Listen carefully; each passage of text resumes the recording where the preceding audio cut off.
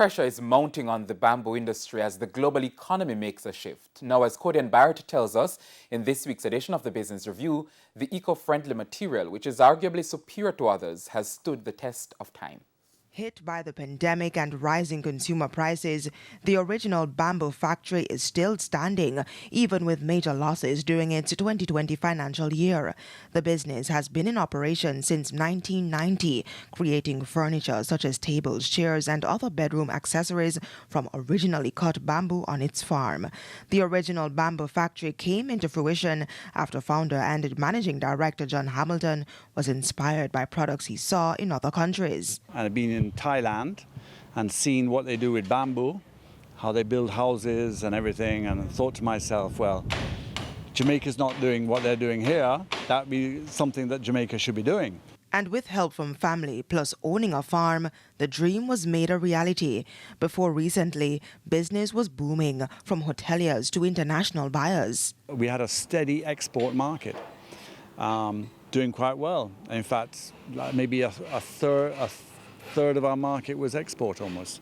And then the US had a little crash back in whenever, and that sort of dried up the US market. And the wholesale market in the US slowly became unreceptive because of the high prices associated with the products compared with other countries. Still, the company was doing fairly well with clients in the tourism sector, but things took an unexpected turn for the worst with the onset of the COVID-19 pandemic.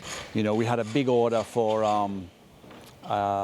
North Coast outfit, tourist outfit, and we were just pretty much finished the order, but we hadn't received the balance of payment.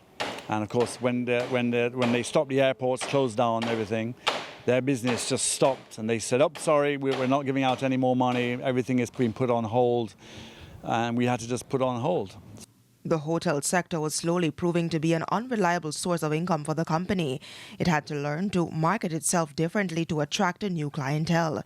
It moved to social media, targeting homeowners and Airbnb owners for personal home decors with original designs along with suggestions from clients. Although hotels brought a bigger market, personal clients are trickling in just enough to keep the business afloat. But even with a staff of 10, it's challenging to maintain operations and inventory. Most weeks we're down, most months we're down, and we're playing catch up. It's just virtually to keep alive at the moment. So, the costs of goods of things are increasing in Jamaica. All our raw materials, we keep having to adjust the prices of the upholstery, the bamboo, everything. But there's no giving up for Mr. Hamilton. He's now turning his attention to more marketing, improving the company's social media presence, and revamping its website. And for the future, forging partnerships is in the pipelines. We would hope to get into courts, and the courts are interested in that they will take certain lines of our furniture and run with them, so they'll be more accessible to the general public. People can buy them, layaway, and they'll be all over Jamaica, and we can then really start picking up production. Codie-Ann Barrett, TVJ News.